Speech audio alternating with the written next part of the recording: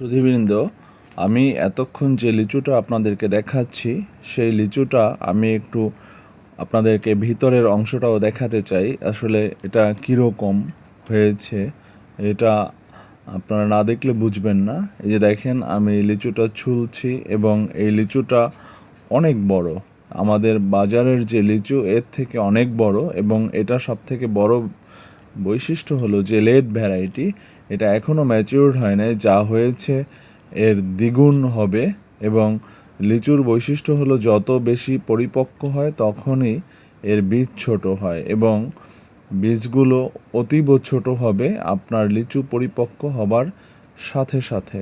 তো আমরা দেখতে পাচ্ছি এই যে লিচুটা, এটা আমরা উপরের আবরণটা খুলে নিলাম এবং ভিতরে যে বীজের পরিমাণটা আমরা দেখতে চাই যে আসলে কতটুকু অংশ ভক্ষণযোগ্য এবং কতটুকু আপনার বীজের পরিমাণ। তো লিচুর তুলনায় বীজ অতীব ছোট। এই যে দেখেন, একদম ছোট, এবং এখনও এটা ম্যাচিউরড হয় নাই, কারণ এই ভ্যারাইটিটা লেট ভ্যারাইটি। এবং এইটার দেখেন কি পরিমাণে মাংস, অর্থাৎ ভক্ষণযোগ্য অংশ। এটাই কিন্তু একটা কমার্শিয়াল ভ্যারাইটির সবথেকে ভালো দিক।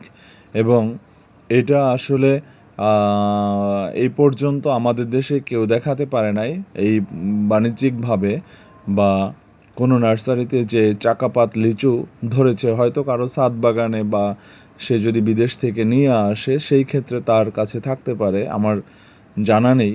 তবে এই প্রথম নার্সারিতে আমরা এই লিচুটাকে ধরিয়েছি, তো সেই জন্য এটা আসলে ওইভাবে দেখালাম যে এর কতটুকু। তো আমি একটু টেস্ট করছি, দেখি এর মিষ্টতা কতটুকু। তো হ্যাঁ দর্শক শ্রোতা, আসলেই সুস্বাদু।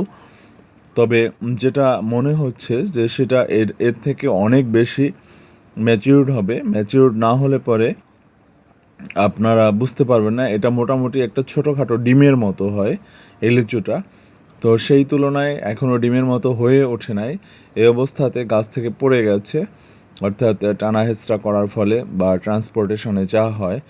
তো এই লিচু চারা আমার কাছে খুবই অল্প কিছু সংখ্যক রয়েছে, যেটা আগে আসলে আগে পাবেন ভিত্তিতে আমরা সেল করব।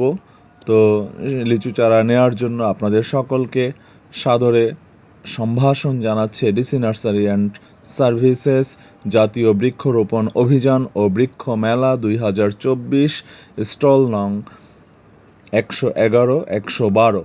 ধন্যবাদ সকলকে, ভালো থাকবেন, ডিসি নার্সারির সঙ্গেই থাকুন।